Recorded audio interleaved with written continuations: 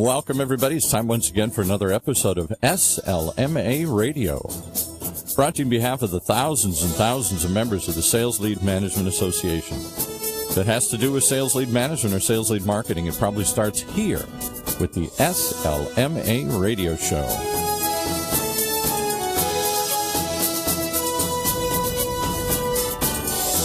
Today, as always, we're privileged to have with us the Executive Director and Founder of the SLMA, the one and only Jim Overmare. Hey, Jim.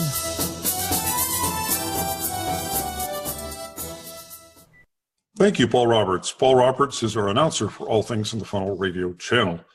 Today, we've got a frequent special guest today, Paul Petersen. He's the General Manager and Vice President of GoldMine. His career spans working with sales and marketing systems and processes, having developed, managed, and sold for companies including McDonald's Corporation, General Electric, Symantec, Allied Van Lines, and he now has 16 years, a CRM background with GoldMine. Paul has been a frequent guest on SLMA and CRM Radio, and today he wants to discuss the frequent uses for a CRM program from the salesperson's perspective. Now, he's already commented in the past on, he's given us an interview on the 5 most important things he's found in business and life. He did a program, What Do You Do with a Naked Sales Lead? Took us down the pathway of marketing myths and ROI, how marketing's role is to follow the money, why CRM is not a settled science, and a few more programs. And our subject today is using CRM for fun and profit, how sales reps can use their CRM to hit quota. Now, Paul and I were talking a little earlier, CRM gets a bad rap sometimes, and it's usually for people speaking the loudest that aren't making quota. They're not making quota, so they start talking about, well, I've spent too much time on my CRM system, and yada, yada, yada. And the other sales rep sitting over in the corner is sitting there saying, I'm making quota, I'm using the CRM system, I have no complaints about it, and I'm happy. So Paul's here to talk about the happy salespeople today that like their CRM system. Paul? Well, we see it a lot that salespeople don't like entering data. And I think some of that is the way companies have implemented CRM. They tend to focus on what they need from the company level and don't always build in the sort of things you need at the sales rep level.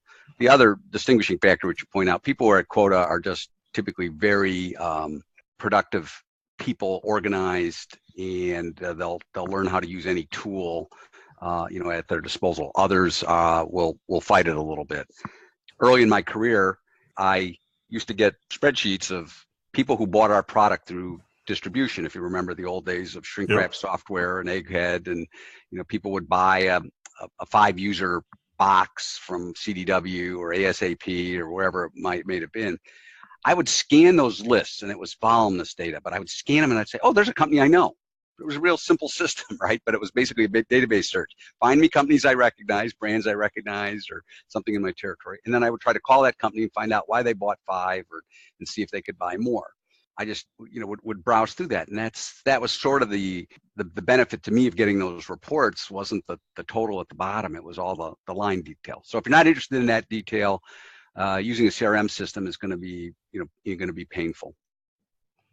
So if the rep doesn't see the immediate benefit, you're right. When I see CRM installations, they talk a lot about the database. They talk about the reports. They talk about how to enter the information, how to find information, how to transfer things to other people. But they don't really talk about the number of hours it's going to save. They don't talk about how a sales rep can manage their territory and their business. They don't talk about their ability to see what's really on the horizon for them, or the fact that they won't really lose track of great prospects when they're ready to buy.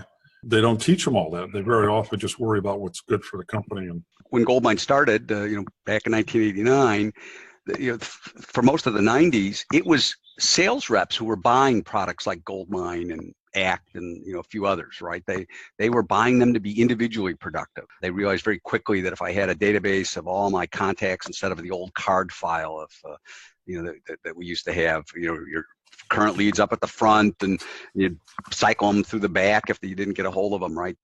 Over time, it shifted to the companies saw the benefit, as pointed out, right? So how do I integrate sales and marketing? A very valuable tool, because marketing could do all that work. How do you get the leads over to sales, right? So CRM helped integrate those two very disparate departments. Sales forecast is a big one, especially if you're global or have multiple divisions. How do you manage all those spreadsheets, to combine, right? So a CRM with forecasted sales and opportunities gives management the ability to get that look at what's going on out in the field. And then when it's tied with marketing, they can get closed loop, reporting, all incredibly, potent things for the company. But down at the sales rep level, they just view it as a lot of, busy work.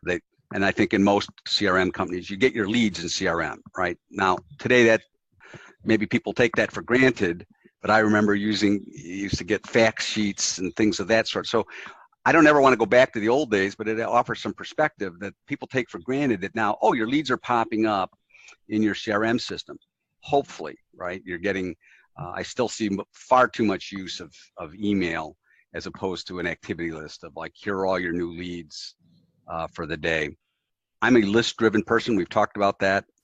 New leads that come into your website or that marketing has qualified, that's a great list to have. And so that's the first thing I do in the morning is check that list, look at any new leads that have been assigned to me. Now I'm a manager, so I don't get as many as my team, but that's where I've got my team. Get through that list early. That's where your money is, get the calls in, and then do your administrative stuff later in the day or make the optional calls later in the day, but try to get to those leads first thing in the morning, especially as your prospects are hitting their desks too. So from the corporate viewpoint, they look at it as a central repository of information. I think you used the term corporate memory in the past, right? Marketing lists, forecast, workflow. But what about the sales rep? Let's get down to what's in it really for them to use this system. This presumes that your CRM has been set up. It's been somewhat tailored to the business to ideally get the sales reps leads. That's the first thing. And I think most companies want to do that, right? So what I sort of came up with, or what I look at CRM helping the sales rep as a sales professional, I call it the 3 builds. You want to build rapport with whoever you're about to talk to. You want to build trust so that after that chat, the customer has some evidence of how you work. I believe that's important in sales. And then you want to build your book of business. So what can I do other than just respond to things that are presented to me, right? So build rapport, build trust, and build your book of business. Those are the three Bs. So expand on the build rapport portion. What I like to do, whether if I get a phone call, I'll quickly type in the person's last name, try to get their name and our company and look them up. If I get a new lead, I call it scanning the record. So get on that contact and or account record, whatever it is, and scan it. Now, what I mean by that is little things like, is it Bob? Is it Robert? What's the title? Where are they located? Are there some custom fields that your company's put in there that indicates they're a government customer? Or just scan that record real quickly to see what's going on. And then I typically look for, when was the last time we interacted with them? So that hopefully means that people are recording. So this is why you record your history. This is why you record when they visited the website. So I can look at it and say, is this somebody who just hit my website today and now they're calling me? Could be an indication of somebody very urgent to get some information, right? Could be a good buying sign. Or I looked at one this morning. I hadn't heard from this person since 2015. Now I know, it's like, wonder what they've been doing. But I knew that they were running an older version of our product, obviously, and so it was time to catch up. Or specifically, if I noticed you're a new visitor to the website. So if you go to GoldMine and fill in a form for us, it will tell me that you viewed a video or that you requested a call or that you downloaded a white paper. So I have something to connect your phone call to your past business. And I think there's a marketing term for when you get that disruption. Hey, I'd like to buy a record, but I'm not near a record store. Now I have to remember that until I get there, right? There's a disruption between your thought and desire and need identification and when you fulfill it. So I like to connect the user to something they did.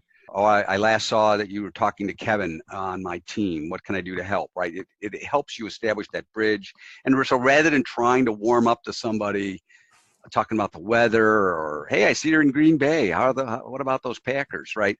You know what I mean? That's kind of a phony force thing. But if you talk about what the user did, it lets you pick up the thread is what I call it. So that's where I say, I see you visited the website, or by scanning the records, some of the activities, I see you called my support department and you're aware of what's going on. I look for forecasted sales just to see, is there something pending that my team is working on when somebody calls, so that Because if there's a support issue, you may not be able to sell to them until you get them out of that. If there's a forecasted sale, you may want to realize that this is a continuation of that sale. And is it your sale or is it colleagues? You want to look for buying signs or signs of trouble that the customer is unhappy or whatnot. So that's what I call scanning the record and then kind of connecting the dots between what I see on the record real quickly in terms of what I think the account position is, and then using that as a branch to talk to the customer about what can I do to help them next based on that. Well, everybody likes to be remembered, right? I was with my cousin in Las Vegas a month ago, and he had this restaurant that he used to go into all the time, and he hadn't been there for 3 or 4 or 5 months. And we went into the restaurant, and they immediately, as we walked through the door, they said, "Hello, Mr. Campanelli. Good evening, Karen. And we'll have your normal table upstairs overlooking the balcony. Is that okay? And oh, by the way, your regular server has taken over a business, one of our businesses in another city, so we've got a new one for you." I mean, I was stunned. He hadn't been in it for 3 months. They must have had 5,000 customers come through that restaurant, and they remembered Campanelli when he walked through the door. Yeah, I am. I'll speak to somebody now. I've been with GoldMine. Actually, it'll be 19 years here in June. A customer will say, "Oh, I remember speaking to you," or "I remember your voice."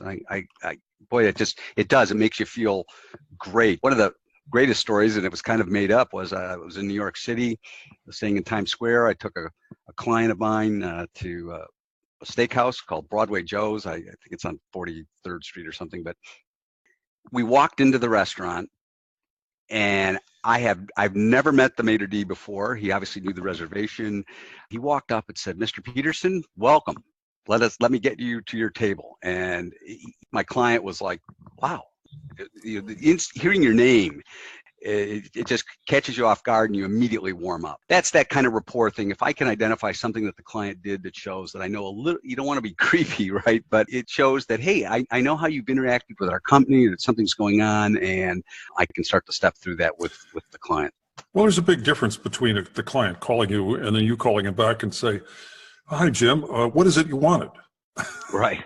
And I know we talked a couple of years ago, and I think you've got installed product versus that comment of, "Jim, it's been since December 15th since we talked, but I've seen your record, and I know you still have one of our earlier versions, and you were talking to customer service a couple of weeks ago, and you've been on our website several times."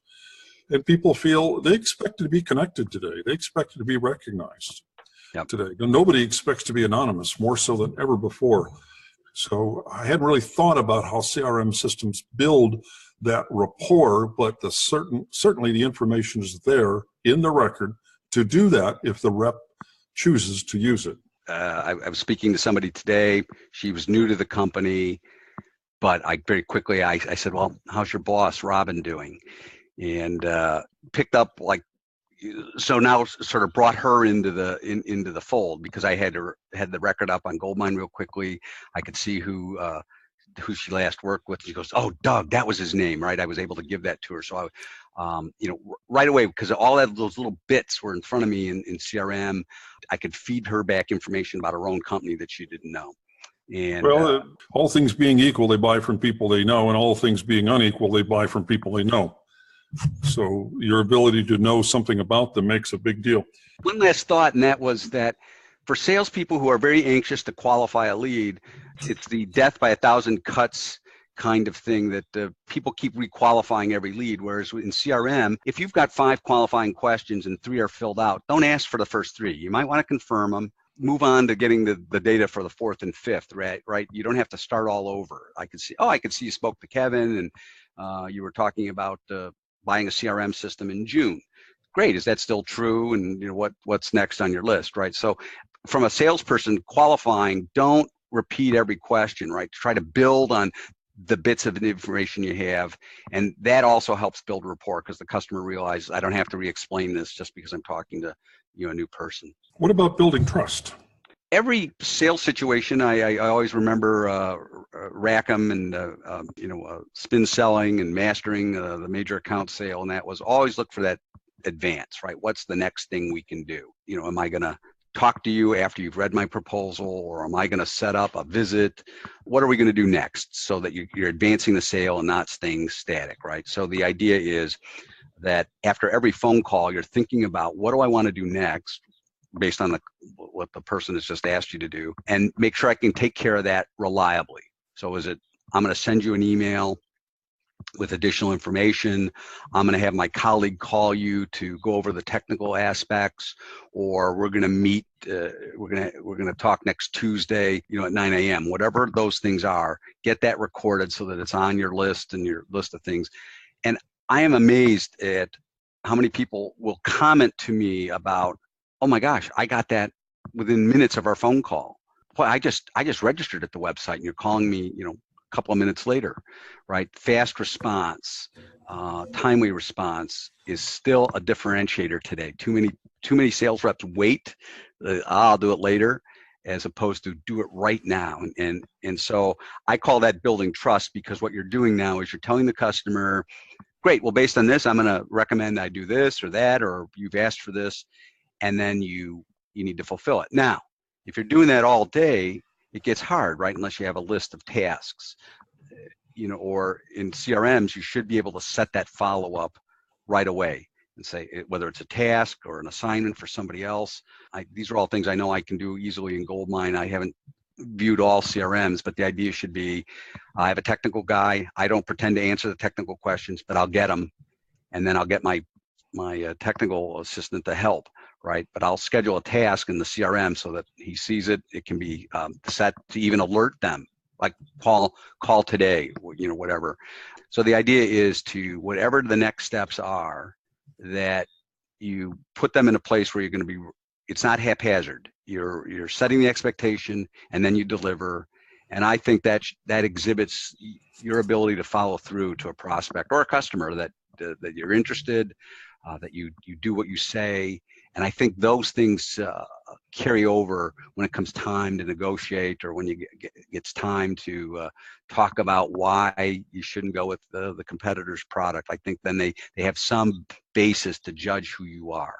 Does that make sense? Trust is really based on your ability to quickly, as you say, either respond to the task or set the follow-up tasks and calls. And that can all be done in the CRM system. So it takes it off me, takes it off my the pressure for me to remember when I'm supposed to do this stuff. Right. And then set the activity lists or calendars, etc. And then you're saying respond quickly. I mean, as Andy Paul talks about in his book, Zero Time Selling, people expect to get information right away. If you say, well, I'll put you in touch with our systems engineer, 90% of them expect somebody to reach out to them that day, if not solve the problem that day. If they want a quote, they very often expect the quote that day, not a week from now, not 2 weeks from now when they're cool and they've forgotten you. They expect to happen now. And that all comes back from the trust. Every time you do one of these things, you're saying you're building trust, that you're someone that can be relied upon to deliver what they need. Right. And the other piece is that they're thinking about you right now, getting your follow-up message or your quote to them in that same envelope, right? If they wait a day or two, now they've got to start rethinking about you. But once again, if it says, well, based on this information, it's going to take me a day to pull that together, as long as you're honest about but then meet that, right? Then I think you're okay, and the client can expect it. But otherwise, yeah, move things along as quickly as possible while they're thinking about you.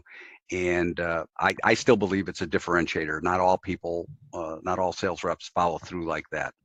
Well, it's a given fact that the customer's needs has a tendency to cool in their mind the longer it takes for somebody to respond.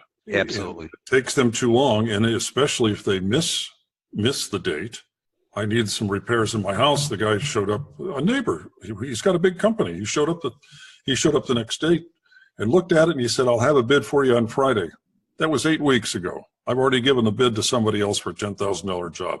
And my neighbor keeps saying, tell Jim I'm going to stop by and do that. Well, guess what? He lost a $10,000 job, and when he asks me, I'm going to tell him, you didn't follow through, and I can't trust you.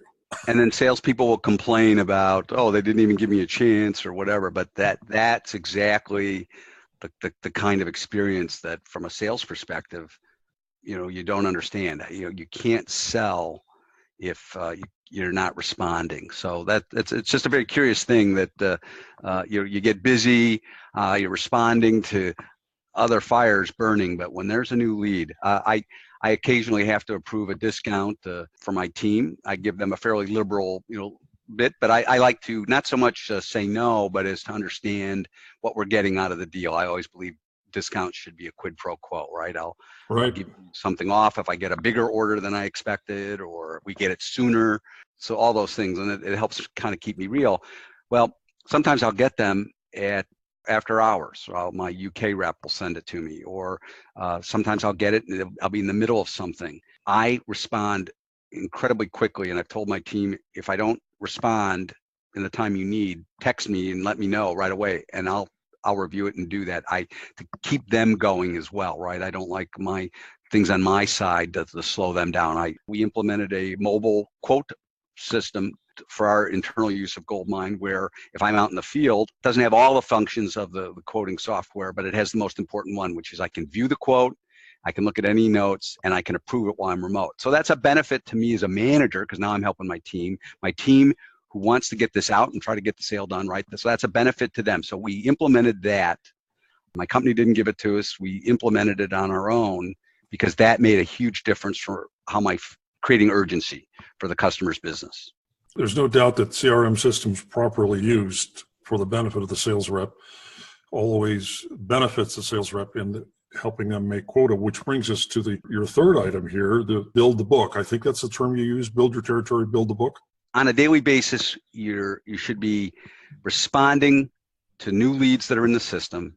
First thing, right? Get that going.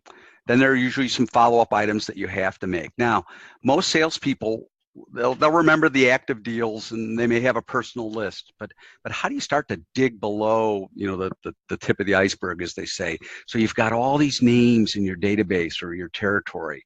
Are you calling them, right? Are you looking for people that you haven't heard from in 90 days that bought from you once, or customers that we take for granted, which is one of the reasons CRM existed, right? They said, the average business loses 50% of their customers over 5 years, was the loyalty effect. And the idea was that customers were taken for granted. I always said, well, calling up customers can be dangerous because you get into customer service. But what if you could categorize your customers in your CRM, give them some level? I think Peppers and Rogers called it most growable customers. So let's say you have a customer, they're one of your biggest customers. Of course, it's obvious you're going to follow up on them, and if they call in, you know who they are. But what about those anonymous customers whose names you may not recognize because they're not a national brand? They've bought from you once or twice, but maybe you haven't heard from them. The question is, could they buy more? Could they be a growable account? And unless you're talking with those people about their total need for your category of products and services, you don't know how much of their business you're getting. So that's the first thing, is find some way to identify growable customers. One example I use to help is you a fisherman, Jim? You ever fish? Yeah, occasionally. Right. So you get a nice walleye that's undersized. What do you do with it? You kiss it. You don't tag it, but you say, "Oh, well, I hope I'll see you next year when you're kiss it full on the lips and throw it back in the water." There you go. Out you go, and I hope I'll catch you again. Well, marketing is a lot like that. Leads come in, we talk to them, they're not ready to buy, and off they go. Right? They go off into some sort of limbo. I like to talk about labeling them a future prospect. So here's somebody you've talked to. They could buy your products and services, just aren't ready now for whatever reason.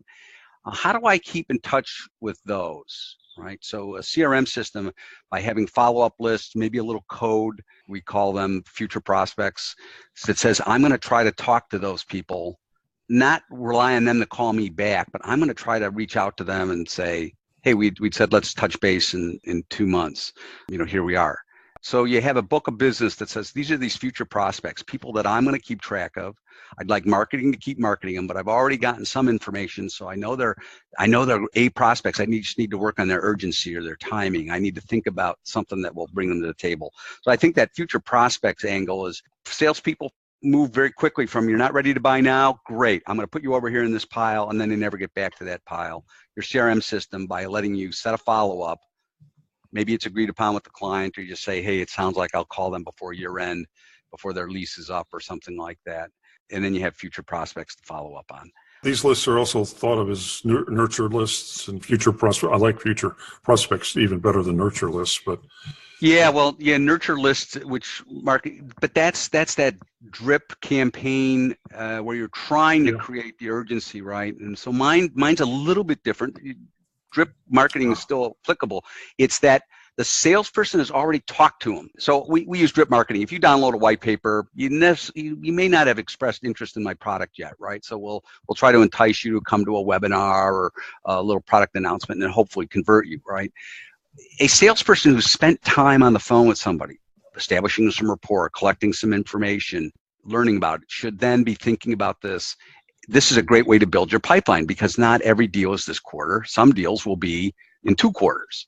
So that's a great way to set an account up, be honest with yourself and say, they could buy from me in 6 months. I need to make sure I call them so that if that deal happens in 6 months, I'm there, right? So it starts to build your pipeline over time, which is a very, very hard thing for many salespeople to do because you're so reactive to what's going on right now. Very interesting. Yeah, I like the way you take a little bit different approaching it from the sales rep's perspective on these 3 builds. Thank you, Paul. We've been speaking with Paul Petersen, the General Manager and Vice President of GoldMine Software. He's tackled the subject using CRM for fun and profit and how sales reps can use their CRM to hit quota. Paul has hit the 3 Bs, he calls them, the building rapport, building trust, and building your book of business. He did a great job today, and we look forward to Paul coming back and sharing more of his wisdom in the future. We know you rely on your CRM system, and it's usually a love-hate relationship. Most CRM systems, well, let's face it, they're expensive. They're hard to understand. People don't use them properly. And you're probably paying for features that you don't even want. If that's your case, then maybe it's time to simplify. It's time to get more from your CRM. Why don't you go back to the original? Trust GoldMine. We helped pioneer the industry after all. GoldMine CRM is, well, it's simple, it's affordable, and it's proven. If all those sound appealing to you, if you're just tired of the CRM headaches that you're getting from trying to implement something that's just too complicated, too expensive, and too much for you to figure out, then why not go back to the original? Visit GoldMine today, goldmine.com.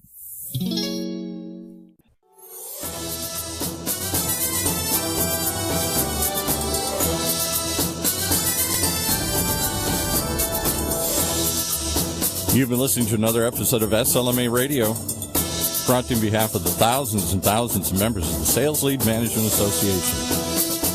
If it has to do with sales lead management or sales lead marketing, it probably starts here with the SLMA Radio Show.